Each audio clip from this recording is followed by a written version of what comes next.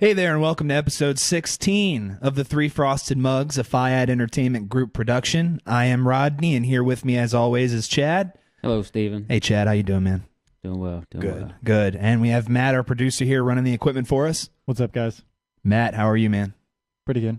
Good. Chad and I, well, I almost said flying solo. We're not really flying solo, but we're doing the duo, the dynamic duo here. Down the mug again. Down the mug, but it's okay. We have a fun day planned. We actually have a really awesome guest on the show coming on today. That would be Jason Lurch Bishop of the Sports Junkies. Listen to those guys, pretty much every morning on the radio, 106.7 The Fan, 5 to 10. Just good guys, hilarious. They give you... it's a funny show, but they give you good perspective on on sports and and hit you from a couple different angles. Yeah, really enjoy the show. I've actually had the opportunity to go to a couple of their poker opens up in Atlantic City, which is a lot of fun, and met the guys up there. The last one. Did you cash in any of them? I did the first one. The first one I did. I just doubled my money. But I still placed 26th, I think, out of like 400 and some. So the old men cash. Yeah, it's all right, though. It was the experience that I was really having. So well, apparently Cakes is the 15th best poker player in Aruba. So is that what it is? Well, he finished 15th in Aruba. Is that, he got like a few $1,000 for that, didn't he? It was a good field. You got to play well, and you get a field like that. I think it was maybe I don't know what the buy-in was, $1,500, $2,000 buy-in, and to finish top 20. That's because he won that strong position from. They had a thing earlier in the year, like where if you won that tournament, you got a seat in the Aruba tournament, but also won. I guess it was probably the highest. All right. I guess the highest junkie. Junkie. Okay, yeah. So and he won that. I think he goes up there a lot. But we have Lurch on today. Yep. We might have who knows how today goes. We'll see. But so Lurch is going to join us later. We're also going to talk about some NFL Week 11. So but before that, let's definitely wish congratulations to Redheads, because they are the winner of our Pick 3 Plus this week. So congratulations, Redheads. You have won a Three Frosted Mugs beer mug to enjoy your favorite beverage of choice while you watch your favorite sports games. And a $15 gift card to Famous Dave's. Famous Dave's Barbecue. Do you guys actually want to start signing those? Like, legitimately? Serious question. I don't think they probably want to. If someone brings me a mug and a glass pen that or not glass pen, but a pen I can write on glass with, then yeah, I'll do that. I'll bring you a glass pen too. Okay, bring me a glass pen as well. The mug's probably worth maybe $1.25. After we sign it, maybe worth 32 cents. Maybe 32 cents. We've ruined a perfectly good mug. I'll definitely sign it and devalue it, so that's no problem. Yeah, so we can definitely get that in order. So the Redheads, yours might be signed. Who knows? You'll find out when you get it in the mail, Redheads. But enjoy that, and of course that gift card to Famous Dave's Barbecue. All right, well, let's get right into it, though. We're going to start off a little differently this week and start off with some NBA. The Wizards are on a win streak right now, 3-game win streak. They are 4-0 at home, which is awesome. And 3-2 on the road, so they're actually leading their division and second in the conference right now. Yeah, they're only behind Toronto, who's 8-2, just ahead. I guess it's roughly pretty close. Chicago's right behind them at 8-3. Then you got kind of a log jam at 5-4, 6-5, 5-5 behind them. But they're playing good. Toronto, of course, the team that's ahead of them. I think they lost by 19 last time they played Toronto. Yeah. So they didn't have the best of luck playing against some teams. We'll see coming up. I know they have Dallas coming up at home. Mm-hmm. Then you have Cleveland and then Milwaukee. So you've got to test the next 2 games because Dallas and Cleveland are both playing good. Yeah, Cleveland's on a streak right now. Well, they just lost their last game, but they're 5-4, I guess, right now. Yeah, they're 1 game above 500, and they're kind of. I think before that, didn't they go on like a 4-game winning streak before they're just their recent? Oh yeah, loss? They had a rough start, and the promising thing is DC is having a great start. So it's kind of what you want to get going for your season. We're usually trying to catch up or getting going like halfway through, and then all of our hopes and dreams get crushed because we're just not prepared. Exactly. They're still not scoring a lot of points. There's if you look at the top 5 teams, everybody's over 102 points. Mm-hmm. Atlanta's right there at 102, and Washington's sitting there at 98. Not bad. They're playing pretty good D. They're only giving up 96 a game. But you look at after they got Dallas. Dallas come in with 8-3 record. We mentioned Cleveland at 5-4, but then after that you got Milwaukee. Milwaukee's 5-5. Not horrible. But then you got Atlanta coming in at 5-4. So these next 4 games, I mean, if you're not careful, if you drop 3 or 4, next thing you know, you're 8-5. Yeah. But still not bad. But like you said, you don't want to be playing catch up, getting late into the season. There's a lot of games, 82 game season. So there's going to be nights where, I mean, look at San Antonio. I mean, they're 6-4 right now, but Popovich isn't scared to give his guys nights off. Right. I mean, he's done it before. The way he sees it is he'd rather go into the playoffs as, a 5, 6, 7, 8 seed with a healthy Duncan, Ginobili, Parker, as opposed to going in as a 1, 2, 3, 4 seed with a banged up Duncan, Ginobili, and Parker. Right. So you kind of want to look at that when it comes to Washington as far as, granted you'll get Beal back, but you want to make sure Paul Pierce, you don't overwork him. Oh, yeah. Yeah. Well, and I think Beal's coming back soon, if I'm not mistaken. Maybe even like this next game. I'm not sure. I thought I saw something. I read so much through the day, so many different topics, and I don't like to make any outrageous claims or statements without having support. We learned that real quick on the show. I'm going to check out the minutes real quick. Well, John Wall's leading the way with 19 points a game. I want to see 19 points a game. Let's look at Paul Pierce. Paul Pierce right now is playing 27 minutes a game. Good grief, really? Yeah, I mean, I don't like to see that. I mean, I'd like to see it because his body's holding up, and he's right. You're getting good minutes out of him. But I think 60 games later, what? Exactly. He's 37, 38 years old, somewhere around that neighborhood. I think you're going to see his minutes maybe start to diminish. I think by the end of the year, it'll be somewhere around 22, 23 points, and then maybe try to get him up into the high 20s, low 30s, if and when you do get into the playoffs. If you look at all the leaders in the stats for Washington, John Wall is leading as far as in points, assists, and steals at 19, 9, and 2. And then Gortat is leading, in rebounds and blocks at 9 and 1. I mean, those two guys right now are playing some good ball. Yeah, and the main thing, and this is going to sound ridiculous, which, I'm used to having ridiculous things come out of my mouth here. They just have to make sure that they win the games they're supposed to win, because that's where a lot of the time they have issues. Like, we go in and we're like, oh, we should definitely win this game, but they drop the ball. They aren't able to complete it. And then, of course, those games that are tough are even tougher because you have to win them. Yep. So, it's still really early. It's they're only 9 or 10 games in for most teams. So, but it's a very exciting start, definitely. So, just a quick question. I don't want to go over to the West Coast too quickly, but what's going to be Kobe's legacy once this is all over? I'm just curious, because it just seems like he is taking most of the shots. There's no team with him, and he's just going to go down with the ship. Pretty much. Well, that's really all they have. The Lakers. You look at the 2 worst records in the league. Philadelphia is just horrendous. Oh, yeah. Philadelphia is 0-10. And I don't know if they can beat Stafford High School right now. When's the last time they've won a game? That's what I'd like to. Did they? They had a terrible record last season. Yeah. Oh, last year they were. They were terrible last year. I don't know what their record was, but they were horrible. Mm-hmm. The Lakers right now are right behind them at 1-9. And it's. Let's see what they've got coming. It's really kind of sad. You dug yourself off. Now, granted, if you look at it, it's still early in the season. They're only, I think, 4.5 games out of the 8th spot in the West. That's how early it is. Right. So the season's not completely done, but it's getting close to being finished.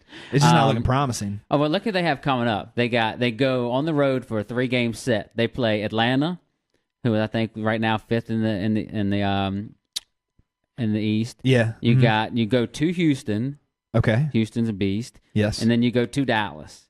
Oh God. And then you got Denver and Memphis. So it's just not getting. It's not getting any easier for this team. And you got to look at Kobe. He's leading the way at 27 points a game. But Kobe right now, he's playing 34.8 minutes a game. There's no way that he can keep this up. The guy's trying to do everything, but they've got nobody else. Jeremy Lin's Jeremy Lin. He had his moment of fame. He's a serviceable. To me, he's a serviceable backup point guard. Boozer, I like Boozer. Boozer plays tough, but their top power forward Randall went out with a broken leg early in the season. If you look at this roster, it just looks pretty bad. So it looks either that Kobe is just going to end up a huge loser for 2014, or possibly just go out with an injury because he's pushing himself too much, trying to do too much. I could see that happening too. Well, yeah, I mean, you're playing, I don't know how old Kobe is. I mean, I want to say he's like Paul Pierce's age, so you're talking about 36, 37, roughly in that neighborhood, and you're playing that many minutes a game. And already having injuries, yeah. Yeah, I mean, it just doesn't add up. I mean, he's scoring 27 points a game, like I said. Their next highest scorer is Jordan Hill.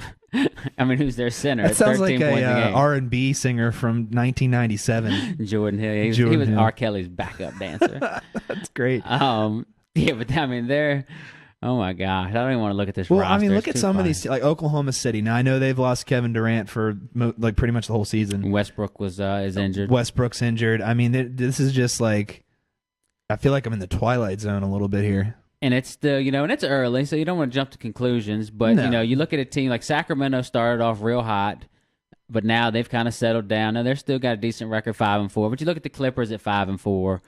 They're gonna make a run. Yeah. And that's one thing that the NBA, not only the NBA games are about, but the NBA season's about, is these teams are going to make runs. Right. You always see, in a game, an NBA team will, they'll go on a 14-2 run, or 20-6 run. Well, teams do that too. You'll find out teams will go on 6, 7, 8 game winning streaks, and they may down a few. But that's basically what the NBA is all about. But you'll see the standings start to change. And like I said, even though the Lakers are 1-9, they're only 4.5 games out of that 8th spot. So that just kind of tells you how early it is. Now, do I think that there's any chance that they can slip into the 8th seed? No. And if they do, I mean, I'll be surprised. But yeah, I mean, look at the teams that have to get. Like, I mean, just like the bottom of that right now, the Clippers. That's the lowest rank to get into the 8th seed. I mean, now I'll tell you one of the teams I like. I'll go out on a limb and say, well, I guess it's not really going out on a limb because they've been good the last few years. But Portland right now, they've won 5 in a row. And they're sitting at 8-3. Portland's going to be tough, and I mean, Memphis is at 10-1. I mean, you're going to have some good teams. I'm still not, when it comes to the playoffs, I'm still not a huge believer in Dwight Howard. And well, obviously neither. Apparently, Kevin Durant and Kobe Bryant aren't really. Harsh words were said. Can you believe it? I mean, what truth is? I mean, I don't know the source. I obviously don't know the guy. I mean, the words I think were used were appeared to say. I mean, obviously I think there's reporters around. And this was a alleged insult comes a few weeks after Kobe Bryant was heard calling Dwight Howard a soft MFer and a bitch ass, another word. Yeah, another word that we don't want to say. But, and then Kevin Durant was supposedly throughout the whole game saying something over and over. I think they say this on regular radio, but I don't feel comfortable saying it here. Yeah, it's just because it's just too much on. We don't have 4 hours. All they're going to remember from our 10 minutes is going to be that. So if you want to know what he said, look it up. But Kevin Durant had some choice words. But here you are having, Kevin Durant, one of the best players in the league. Kobe Bryant, obviously his body of work speaks for itself. But you've had numerous people, good players, guys that are at the top of their game. Everybody is saying stuff about Dwight Howard. It's just consistently about Dwight Howard. I mean, the guy's got great numbers, so you can't argue against what Dwight Howard does. But at the same time, I mean, how much truth actually do you think is into it when you have just countless people calling out the same guy over and over? I think it has a lot. I mean, I'm sure it has a lot to do with his choices from in the past, from leaving the Lakers and not staying there with Kobe, which again, who in their right mind at this point would want to be a part of that team? But maybe it'd be different if you were there. Who knows? Yeah. I think that has a lot to do with it. Kevin Durant's connection, as far as that's concerned, I'm not sure. I don't know if that was just fueled by the game and maybe they said it was a physical game, so I mean it could have been some of that too. And you seeing your teammates out there, banging around. It's hard to imagine him saying that though, like Kevin Durant, just because he barely talks as it is. So like, I guess when he can't put his action on the court, he's got to put it in his mouth. I guess I haven't been to an NBA in the longest time, sitting down low to actually be able to hear the guys talk. Now, as a matter of fact, I haven't been out to an NBA game in a long, long time, period, no matter where I sat. But, so, you hear a lot of things that, you see a lot of jawing going on TV, but, they're not going to let you hear exactly what's being said. But, there's obviously, to a certain extent, guys that are using, language like that. Whatever, it is what it is.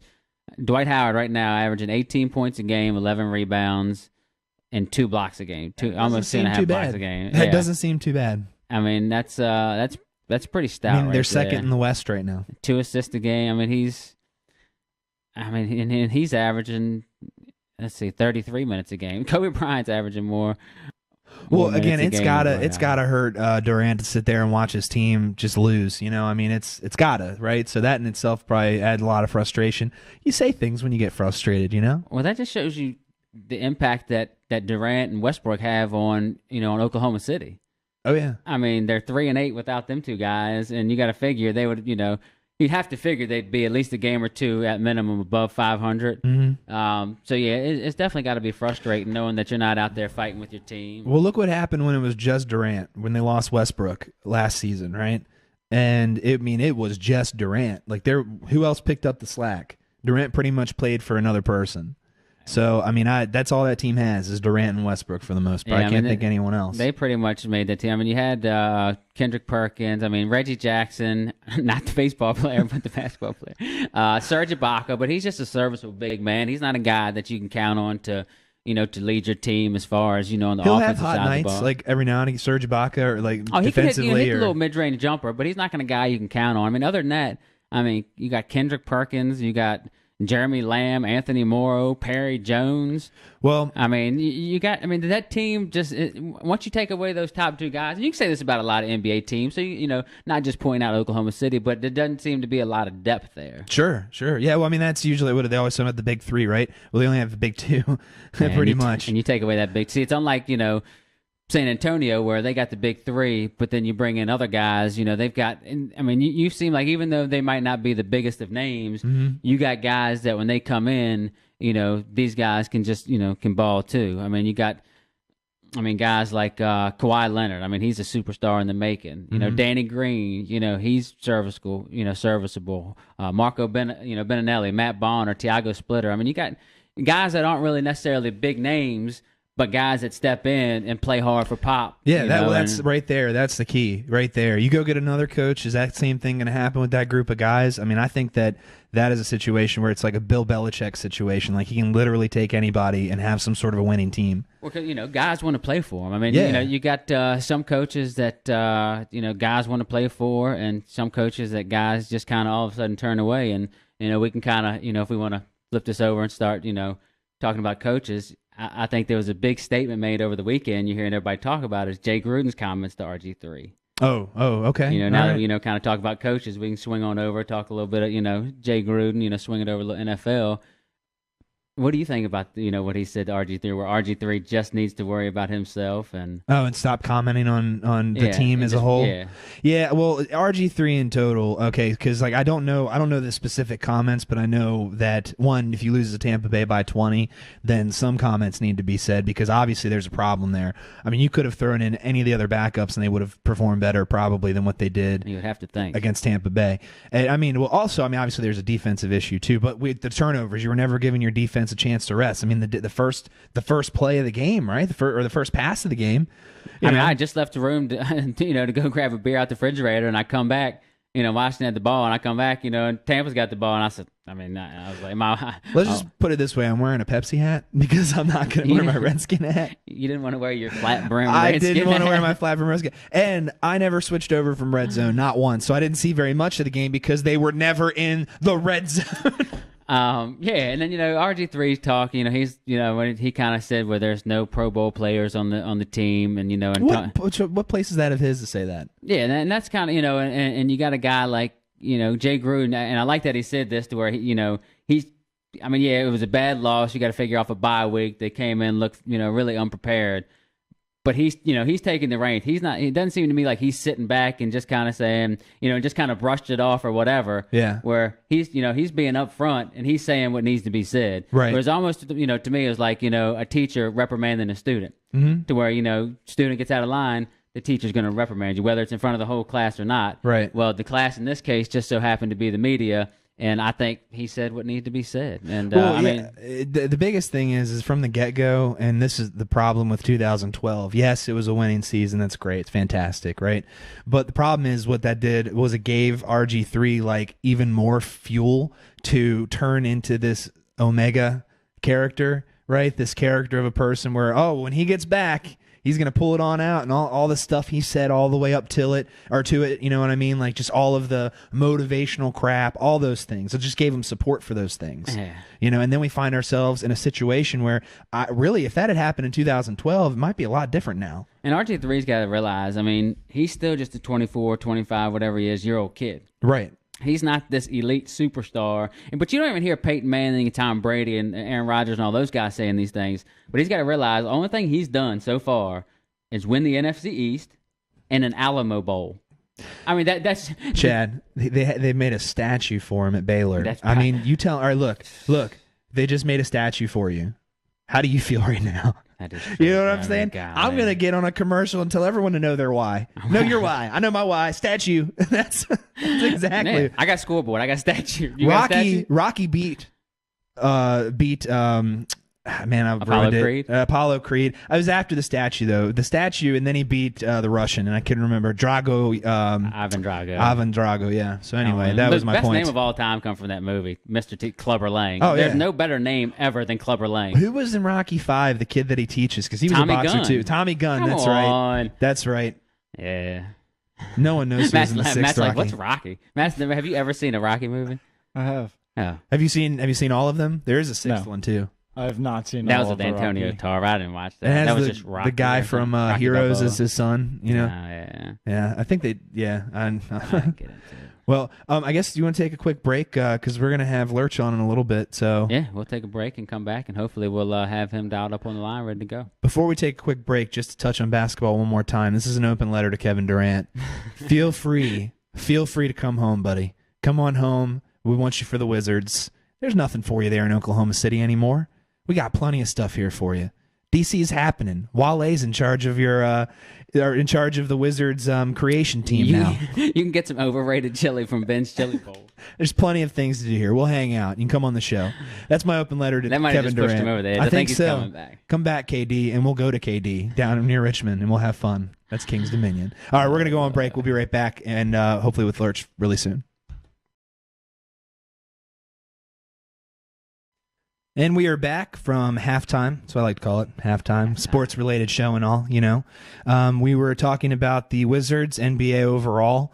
Had an interesting conversation a short, brief conversation about Dwight Howard, which, just to reference, during the break, I just read something where Gary Payton, the basketball player, retired, mentioned his dislike for Howard as well. Well, not dislike, really, but just called him a fake tough guy.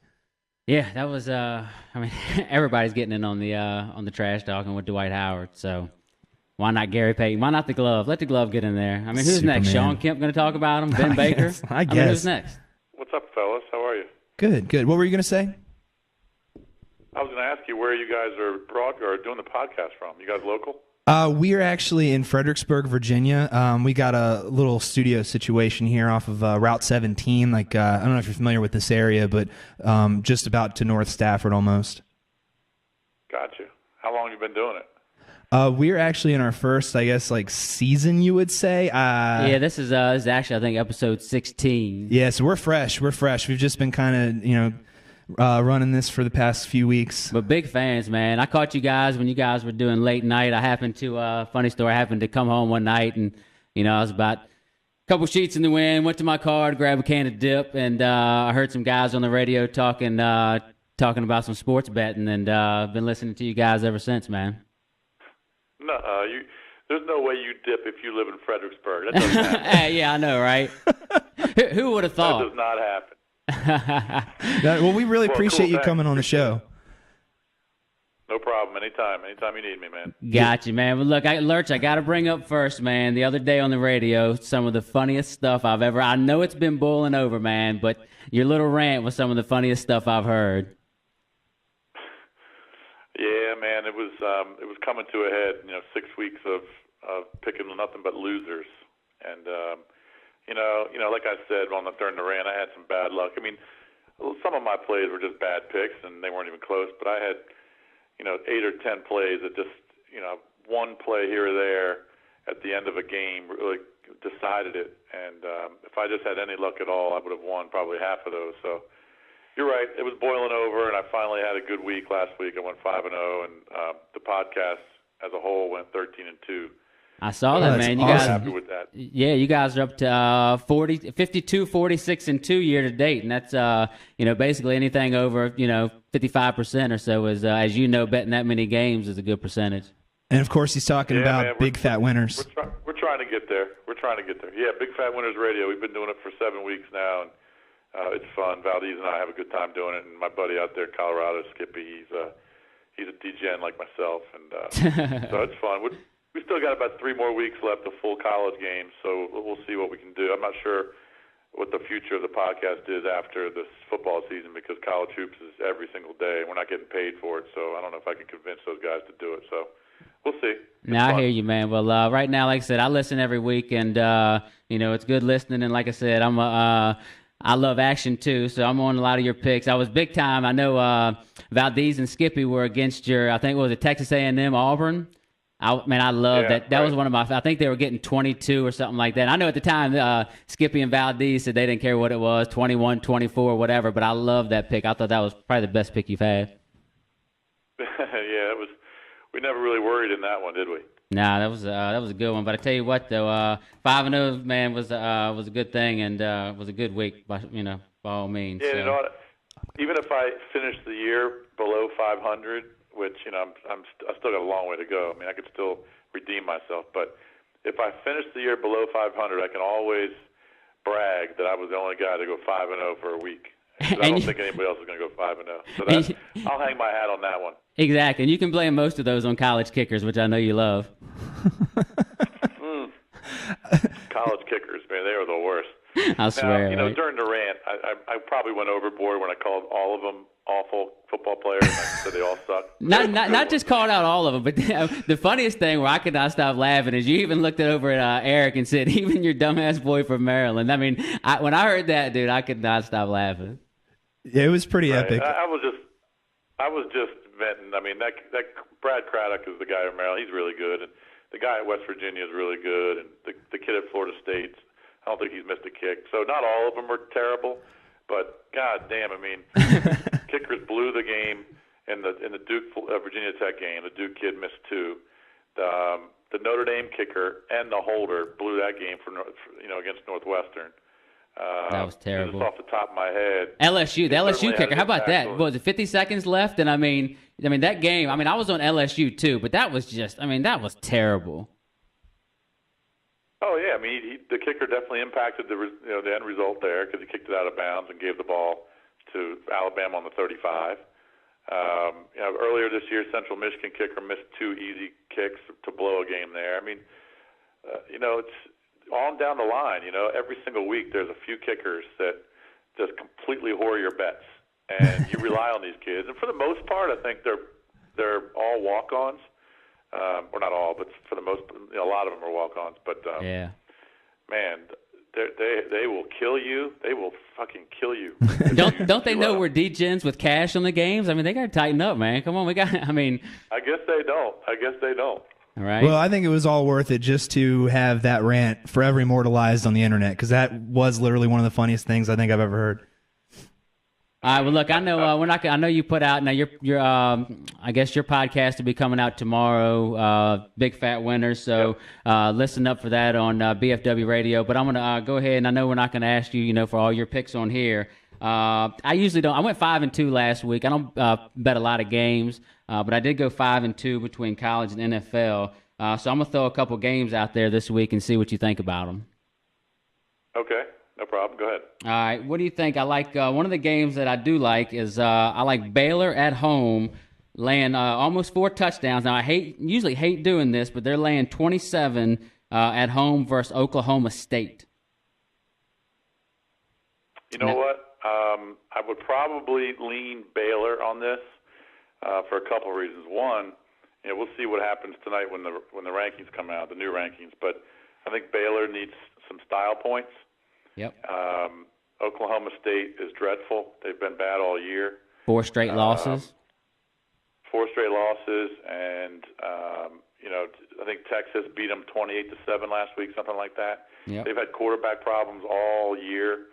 But again, Baylor is just so explosive. I think you got to lean Baylor here. Home game.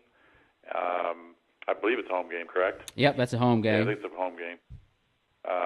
But again, it just comes down to you got to really impress the committee, and Baylor's just going to score so many points in this game. I think they're going to be somewhere in the mid-50s. Yep. And if they're in the mid-50s, there's no way Oklahoma State's going to be in the 20s. So I'd lean Baylor here and lay the 27 or 28, whatever you get. Yeah, and I know Baylor's this year. Baylor's 6-2-1 against the spread, and Oklahoma State's 3-7 against the spread. And I agree with you too. This is a game because I think Baylor's going to be just on the out. I mean, they're going to be sniffing that top 4. But like you said, they need style points, and I think they're going to come out, and I think they're really going to lay the wood to Oklahoma State. And I think it's going to be a track meet at Baylor. I think that Baylor eventually will overtake TCU. You might see that tonight when the rankings come out because TCU struggled against Kansas. But Baylor, man, those guys, they can just score easy. They scored 108 points in the last 2 weeks. It's ridiculous, man. Against some pretty decent teams. I mean, Kansas is playing better now. They went to Oklahoma, they went to Norman, and destroyed them. That was impressive. So I think, Baylor had a week to prepare for this game. I think they're going to roll. So the more I think about it, now that we're talking about it, I like Baylor a lot. Gotcha. Let's see. I think there's actually only had 2 college games. This next one, I don't know why, it kind of stuck out at me. Okay, all right. But I love home dogs. I like Cal +6 at home against Stanford. Rivalry game. This will be interesting because Cal has been it's been one of those teams, man, where you kind of can't figure them out. Their quarterback Jared Goff he can sling it, man. He can definitely sling it. Yeah, and he's not scared to throw it out there. 5-5. Yeah, and they played tough against USC last week. I think it was last Thursday. They were getting killed in that game. I think it was 31-2 at one point. They come back and make it a game. The week before that, they went to Oregon State and crushed them. Held pretty tough against Oregon. Lost 59-41. Didn't look good in the middle of the season when they played Washington, UCLA. But you know what? When they're catching that many points against a Stanford team that really struggles to score, I think you got to kind of like it. It's a home game, correct, at Cal? Yeah, it's at Cal. Like you said, a rivalry game when you're catching almost a touchdown. I mean, that's and both teams are 5-5. So there's really not a whole lot for each team to play for as far as anything with the conference is concerned. Yeah, I kind of like it. I mean, you look at what Stanford's done the last 4 weeks. They scored 10 against Arizona State. They score, they bludgeoned Oregon State 38-14. Oregon State's defense is terrible. Exactly. They go to Oregon and get blasted. They only score 17 in double overtime against Utah. I mean, they just don't score. So I think anytime you can catch an explosive offense, getting a touchdown at home against Stanford, I think you gotta like it. I'd lean Cal there. All right, I like it. Yeah, and Stanford, a little nugget. Stanford is as a road favorite. They're 0-3, and as an underdog, Cal 6-1, and they're 5-0 as and when the spread is between 3.5 and 10 points, they're 5-0 as a dog. So I don't know. Like I said, what? This is a big game because this would be the 6th win for Cal, so they become bowl eligible here. Same with Stanford too. See, Cal, I'm just looking at their schedule. They got to play BYU to end the year. So I like Cal here. I think they become bowl eligible with a win. Again, they got explosive offense playing against a team that can't score. I'll catch the 6 or 7, whatever you get there. I like it. Yeah, like I said, the more kind of when you talk about it, talk them out loud, kind of talk through these games. Like I said, that one, those are the only 2 that really stuck out. And to be honest with you, it's only Tuesday, so I usually try not to. My mind's usually not 100% made up by the time, 'cause obviously, both of us have, other jobs as well, so we don't get it, to put as much time into it. So the more I have chance to kind of look at the games, look at what's going on for each team, what each game means. I try not to put my, get my picks 100% out there till usually around Thursday, Friday. So. Yeah. The problem is there's always games on Tuesday, there's games on Wednesday, there's games on Thursday. Oh, for degens, man. Hey, both seasons, we love it, right? I mean, you only get 2 days off. You get Sunday and actually, you only get Monday off because if you're playing NFL games, you get Monday off, and then the games start kicking around on Tuesday. I'll tell you one game to watch out for, boys. On Thursday night, Duke hosts North Carolina. ESPN game, and this is a massive game for Duke because if Duke wins, if they beat North Carolina, they play Wake Forest to end the year. They'll beat the Wake Forest, but if they beat North Carolina, essentially they're going to win the Coastal Division in the ACC to go play Florida State in the ACC championship. So this is big game for them. They've already beaten Georgia Tech head-to-head, so they already have the tiebreaker there. They're laying 6, maybe 5.5, something like that. Yeah, that's what I got. Kind of like it. That is a good one. Yeah, kind of like it here. Yeah, let's see. Duke's laying 6 is what I got. The total, it looks like early, is 66.5, and I agree. And it's a home game. I mean, there's no reason, for those guys not to be up for this game. Yep, absolutely. North Carolina's defense is just woeful. God, they were, and weren't they? They were preseason ranked in the top 20, weren't they? Mm-hmm. They've had all kinds of problems with their defense. They're allowing 42 points a game. I'll tell you what, if you're going to allow 42 points a game and you're going to come in there and play David Cutcliffe in that offense, you're going to be in trouble. So I'm not going to have a big play on Duke, but I'm definitely going to play them. I think they win the game and they cover. Oh, yeah. Well, there's probably not many games you don't play on the slate. I know, listening to the radio show, I know it's hard for you to lay off games if you like them at all. So I'm kind of with you on that. You're right, buddy. You know me too well. You've been listening too long. I know, right? Hey, I got nothing else better to do. I guess. What's that? He said neither does he. Neither does. I guess that there's really not much. I'm gonna briefly touch on college football, just a minute or two more, and then if you got enough time, maybe dip into the NFL a little bit. Yep, no problem. All right. What I like, you got some games coming up, and I haven't looked at the numbers obviously because it's a couple weeks away. But this week there's really no huge games coming up. But you got TCU next week at Texas. You got Mississippi State, Ole Miss, which is huge, and then Auburn, Alabama. So those games right there are probably, obviously the top 3 on the radar next week. Yep. TCU, Texas, Thanksgiving night. TCU's got to watch it here, man. They really got to watch it. First of all, they might slip in the rankings when they come out tonight because of that performance against Kansas. Texas, early in the year struggled, but they're starting to put it together a little bit. They've won 3 straight defensively. They've been really good the last 3 weeks. So TCU has to watch it there. TCU probably wins that game because they're going to score enough points, but that could be a trip up. The other game you talked about the Mississippi State Ole Miss game. Yeah, now Ole Miss. This is interesting because Ole Miss isn't out of this thing yet. They beat Arkansas this week, and they beat Mississippi State in the Egg Bowl. That'll give them 10 wins. They'll have 2 losses. They'll be 10-2. All right, and you just never know what's going to happen, boys. And if Auburn beats Alabama, that puts them at 2-loss team. Right, and Ole Miss beat Alabama. Exactly. So they got that. They got the tiebreaker. So Ole Miss is not out of this at all. I'd probably still put my money on Alabama to beat Auburn and then end up winning the West. But I'll tell you what, I've been wrong a lot of times. I would not count Ole Miss out of this one. Yeah, and they're going to have a lot to play for. Good. Sorry. Yeah, go ahead. That's at Ole Miss too. So Ole Miss is, I believe, Ole Miss is going to have that home crowd in college football. Even so, more importantly, that plays a huge factor too. Hell yeah. And Ole Miss beats Mississippi State and then Alabama loses, and they're getting in there. And if they win the SEC championship, you never know what the committee is going to look at because Ole Miss played a hell of a schedule. That means Ole Miss would have beaten Boise State, Alabama, A&M when they were ranked, crushed Tennessee, who's playing really good. Yep. Lost a tough one to Auburn, then Arkansas, Mississippi State. I mean, that's an impressive schedule. Oh, definitely. So you never know. Everywhere in the ACC is impressive. I tell you one thing though, but being now that that Auburn is slipped to a 3-loss team, I don't think going into Tuscaloosa. Honestly, I'd have to lean. I think Alabama. I think Auburn kind of has lost their will to knowing that there's no chance to get in that top 4, and Alabama still has everything to play for.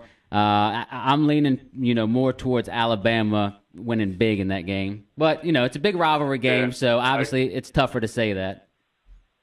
No, I agree. I'd put my money on Bama too, but you never know, man. You never know what's going to happen in these games. I mean, Bama is getting better. This is what they do every year. They get better and better and better. Their defense starts to play better. Their running backs start wearing teams down. They get after the quarterback.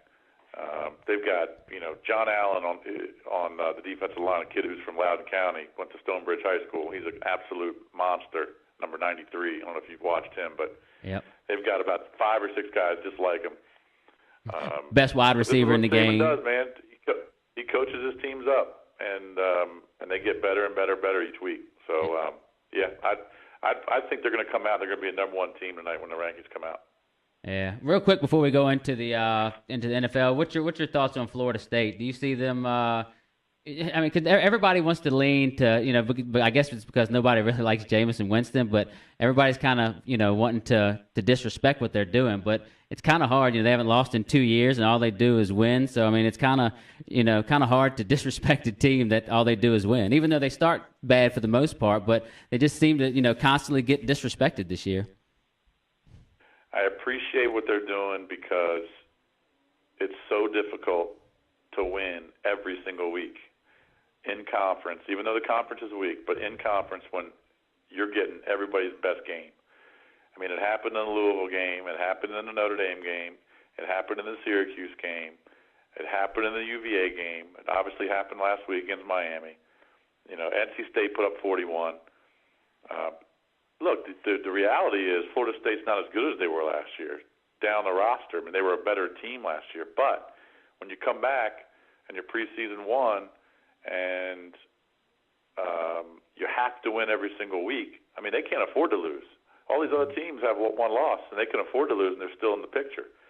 Florida State cannot afford to lose based on their schedule strength, so they got to come out and keep playing. So they've dug themselves holes in first halves, but you might love Winston, you might hate him, but you certainly have to respect the fact that every single week he comes back in the second half and makes plays. And last week was not easy because Miami is not an easy team to beat. Yeah, especially with one of the, having one of the top running backs in the nation. Florida State's not the best team in the country. I would never say that, but they're certainly one of the best 4. No, I agree. So very impressive. There's no way to snub him, that's for sure. And, speaking on respecting what Jameis Winston's doing, I mean, it seems like he only plays better, when his team gets down. It seems like that's when he picks his game up and hunkers down. So, certainly agree. Like him, love him, hate him, whatever. You got to respect what he's doing. I agree. And I think they'll beat Boston College. Boston College might give them a game here. This might be a little bit of a letdown spot for Florida State coming off that Miami game. Who did Boston College pounded somebody at home? Didn't they pound USC at home early in the season? Boston College beat USC. Didn't pound them, beat them by 6, but beat them 37-31. Oh, okay. But they just lost to Louisville a couple weeks ago. But they've had 2 weeks to prepare for this game. And their quarterback, this kid Tyler Murphy, he can't really throw it, but he can run it. They're feisty, man. They're catching 20 in this game. I'd almost lean Boston College. I just think Florida State will probably have a little letdown spot here. But and then you got the Florida games for Florida State, and who knows what happens there. They it's the last game of the year for them, and it is a home game, so that helps Florida State. But Muschamp's going to be gone. Maybe these players are playing for him for that last game. Who knows? So they got a couple tough outs here, but I don't think they'll lose. I think they'll be fine, and they'll end up being in the playoff. Yeah, Florida, like you said, Muschamp's gone, so I think he's going to leave it all on the table. You're going to see a lot of, he's going to throw the kitchen sink at him. He's not going to hold anything back. They're going to get the whole playbook this game right here. So you never know, rivalry game like that, anything can happen. So I agree. It'll be fun to watch them, but I think Florida State remains undefeated. They get in. Bama, I think, will get in based on what we've talked about. And then Oregon better watch out. The Oregon State game won't be easy, but they should win that game. And then who knows what happens in the Pac-12 championship. And then that 4th spot's up for grabs, boys. It's up for grabs. It could be Ohio State. Could be TCU. Could be Baylor. Very few people in the nation are playing as good as Ohio State right now. I agree. Problem is their resume isn't as strong as some of these other teams. They didn't play a lot of good teams in a non-conference.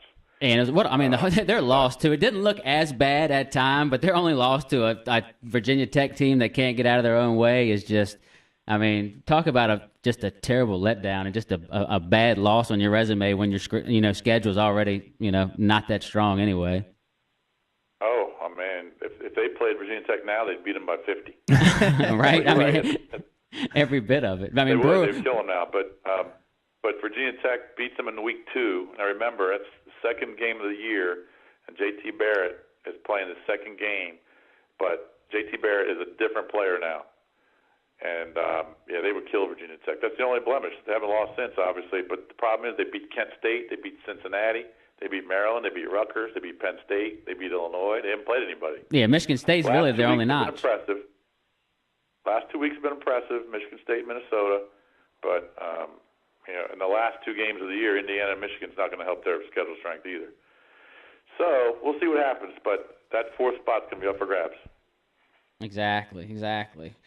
All right. Well, look, I know we ain't gonna keep too much of your time. So what I'm gonna do, we'll go over a couple picks if you got a few more minutes of a little bit of NFL, and then we'll let you go on your way so you can quit talking to a couple of us dummies. I would like to say this though. This guy over here you've been talking to, not only is he a Cowboys fan who lives in this area, but he also is a huge fan of the Arizona Cardinals.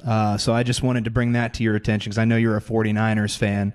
Before you converse any more about the NFL here. So he's a Cowboys fan and a Cardinals fan? I'm a Cowboys fan. I mean, I grew up in an all-Redskin home, and I just went against the grain, so I'm a Cowboys fan. But I couldn't stop talking about the Arizona Cardinals preseason. I told these guys here, I said Arizona was going to win the division. They all laughed at me, and now they're 9-1 atop the division. So I keep talking about it and letting them know that I picked them, so they kind of give me a hard time about it. But I like that team with Carson Palmer or Drew Stanton. You called it. If you called them to win the division, you look like a genius right now. I certainly would never have thought that. I'd hate to admit it, but yeah, he did say this. I think it's they're going to come back to the pack a little bit. I think they're going to lose to Seattle this week. Mm-hmm. I think they're going to struggle a little bit at Atlanta. They got to play Kansas City. They still got to play Seattle and San Francisco to end the year. Not saying that they're going to lose the division because of it, but their schedule is really difficult here in the last 6 games. Oh yeah, you can't you can't look at any game there and say it's you can't in any game in the NFL, better than anyone, you can't say it's an easy game, but you can't really point out any any non-struggle games. I mean, you go to Atlanta, who knows what can happen with Matt Ryan and that bunch, but like you said, I mean, Seattle, Atlanta, Kansas City, St. Louis, Seattle, San Fran, so they definitely got to go through the gauntlet there, especially the last 2 games of the year. So I mean, and Drew Stanton, I mean, I think he's 4-1 as a starter, but I mean, anything can happen. But right now, I think more importantly with that team is, exactly that, is they're a team, is they're not really relying on any one particular player. I mean, they've got, the rookie wide receiver, Brown, you got Fitz, Michael Floyd, and then one of my favorite players, I mean, I love Andre Ellington, out of the backfield and catching passes. But they just got a lot of different guys that can hurt you, and then they got a strong defense. And I think they all buy into that, they're all drinking that Bruce Arians Kool-Aid. Yeah, they don't have anybody who's really putting up huge numbers offensively. But like you said, they got 4 or 5 different guys that can catch the ball. Even Ellington out of the backfield, he can kill you. Mm-hmm. Got a pretty good tight end in Carlson. But I think they're going to come back down to earth a little bit, boys. That's just my gut. I think they're going to lose 3 of the next 6, and that'll put them at 12-4. Yep. Mm-hmm. Might be good enough to win the division, but I'm just not a believer in them. They might have home field, but I'm just not a believer in them. Not with Drew Stanton. I can't see it. And that's understandable. I mean, obviously, going into the playoffs, you'd much rather have Carson Palmer than than unproven Drew Stanton. Not that Carson Palmer's proven in the playoffs, but you'd much rather have him at the helms than that. That now, speaking about that division, that kind of leads me into one of my first picks I like this week. And I hate betting against Washington, and I hate betting with Washington, but I gotta love San Fran at home laying the 8 against Washington this week with all the turmoil that's going on in Washington. I just don't see their concentration level being as where it needs to be. And then, like you said, San Fran, they're 6-4. They're still, they know what's going on. They know what Arizona's schedule is. I think San Fran's going to come out and, not only are they fighting for the division, but, there's still a lot of teams in the hunt for that wild card spot. So I think this is a game here where San Fran just gets, this game gets ugly early, I have a feeling. hope you're right. I don't have enough confidence right now in San Francisco offensively to lay that number yet. They intercepted Eli 5 times last week, and they still only scored 16. They had to rely on Phil Dawson for 3 field goals. Mm-hmm. Lost to St. Louis at home a couple weeks ago, coming off a bye. Got crushed at Denver. Just not a believer in their offense, especially in the red zone. They're not real good right now. I think they're going to have to win this game on defense. Put it this way: if they lose this game, they're not going to the playoffs. Because they're still got to play Seattle twice, and they got to play San Diego and Arizona to close the year. Don't like them to make the playoffs if they lose this game. So I would agree. I think they have to win. I think they should win. And I'm not sure I'd lay the 8 or 9. This is the type of game where the Redskins might surprise you and keep it close. That's usually what they do when you count them out. But I just don't see it. Yeah, I just think, like I said, I mean, it's hard to trust San Fran. They got when you got Seattle right there at 6-4. I mean, the NFC South is dreadful, so nobody in that in that division is going to be a wild card. But then you got Detroit, Green Bay at 7-3, and then Philly and Dallas at 7-3 apiece. So a lot of teams right now, they're fighting for not only the division but that wild card spot. But you're right, this is a game where Washington could come out and and keep it close, and just give the Redskin hopefuls a little bit of hope anyway. Well, we did just lose 27-7 against Tampa Bay, so that's very little hope exists around here anymore. Yeah, that was terrible. There's not a lot of hope, but you just never know week to week in the NFL what's going to happen. It's just so unpredictable. Exactly. Yeah, you said it. The Broncos go to St. Louis and lose. So. Yeah, that was mind blowing. I mean, I know. Well, it didn't help that the 2 of the top 3 receivers were out for the second half for Peyton Manning, so he had nowhere to throw to. Mm-hmm. But you just don't know week to week. I mean, these teams, they're all pretty close, even though some of the records aren't. They're all pretty close in talent level for the most part.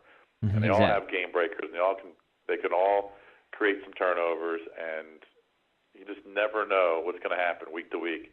And this is a game that scares me, boys. I'm just telling you, it scares me as a Niner fan, just because the Niners have not been able to score consistently in the red zone. And I agree. When you have 5 interceptions and and you're struggling and you're not winning by at least 10 points, 2 touchdowns, then there's definitely some problems on offense. They just need to get back to what they do. I mean, they need to run that big package and just Frank Gore, Carlos Hyde, and just let things run off of that, because that's what they do.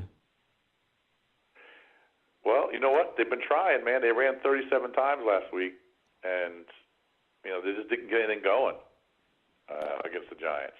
Yeah. The problem is, you can run for the first couple downs in a series or possession, and then it's 3rd and 5. You got to throw the ball, and then if you can't complete a pass, you're punting.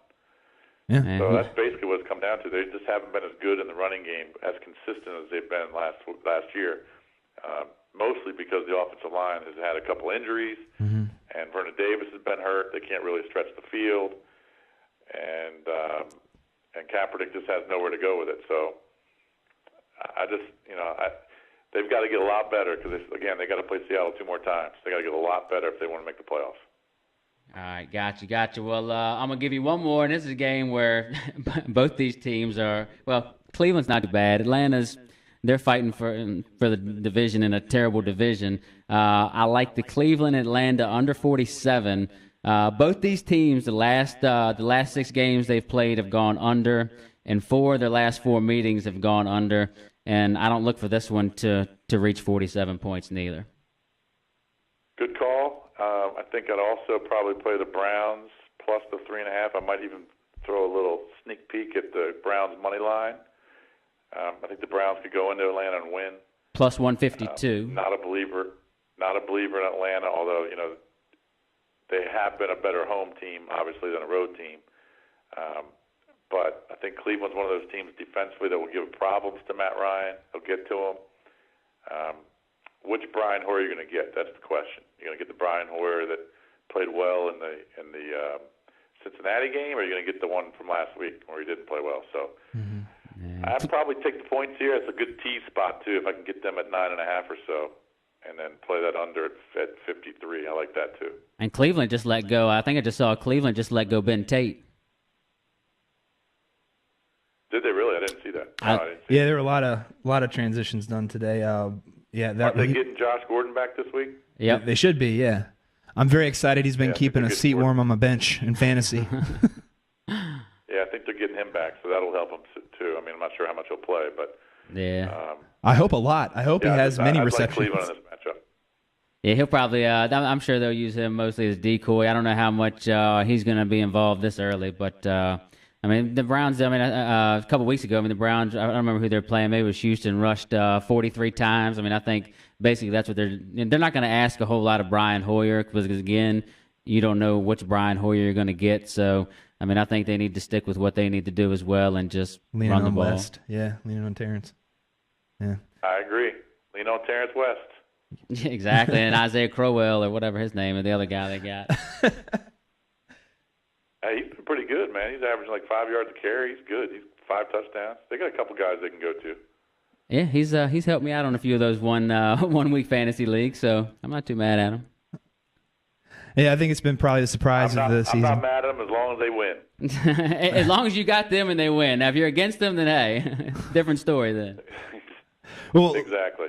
Lurch, we really appreciate you coming. I mean, you spent a lot of time with us. We really appreciate that. Thank you so much. I mean, I know how valuable time is. And definitely, you guys can listen to Lurch, EB, Cakes, and JP on the Sports Junkies weekday mornings. And you guys start at is it 5? Is that right? Well, yeah. What we do is we run a previously recorded show from 5 to 5:50, and then we come on live at 5:50 in the morning, and then we're on until 10 a.m. So we got all the sports you want. We cover it all. It's been a lot of Redskins, obviously, lately in the last few weeks, but we're on from 5:50 a.m. to 10 a.m. We'd love for you to listen. If you haven't listened before, check us out. Just 4 guys just kind of shooting the shit, and guys, we grew up together and got a really good chemistry. And we weave in a lot of personal stuff too. So, but right now it's a great time of year because you got college football winding down, approaching the bowls. You got the NFL, got the Caps and Wizards, got some college hoops now starting up. So it's a busy time of the year. And then you've got the podcast, of course, Big Fat Winners, and that's at BFW Radio on Twitter, right? Yep. Correct. And we'll post that sometime tomorrow. We're going to record it tomorrow after the show, so we'll post that probably around 1 or 2 o'clock, and we'll have all of our picks on that. It's strictly a college football podcast. It's not an NFL podcast. We won't have any NFL picks. So if you're a college football fan, it's right up your alley. And our guest this week is Jim Feist, and if you're a gambler, you'll know the name Jim Feist. He's one of the best and most renowned sports handicappers in the country. And he's been doing it for almost 50 years, and we had him. We actually recorded that today, so you'll enjoy that conversation. I look forward to hearing that, man. I listen every week, and you guys got good nuggets and good insights on the game. You're not just giving picks; you're giving rationale of why you're giving the picks, which I like to hear because, like I said, I'm a DJ too, and I love action, and I can't stay away. Before we let you go, Lurch, I do have a hypothetical for you. I know you guys love hypotheticals, and I got one for you. Okay. All right, here it is. You got to pick one of these things, all right? You've got $20,000 of cold, hard cash, all right? Or 3-day, whatever you want to do, weekend with Blake Lively. So it's $20K or a 3-day weekend with Blake Lively? I don't think that's even a question. I mean, I like money, but I don't think I need $20,000 that bad. I knew I undervalued it, man. I knew I undervalued it. I knew that would go to. You should have thrown in like $100K or something. $500,000 or something. Hey, I probably would have turned that down too. Hey, I'm so broke. I might just take $500 right now. I might have to pass it up with Blake Lively. No, you got to take Blake Lively 10 times out of 10 there, my friend. The memories are worth so much more. It never had. Now Scarlett Johansson, different story for me. So.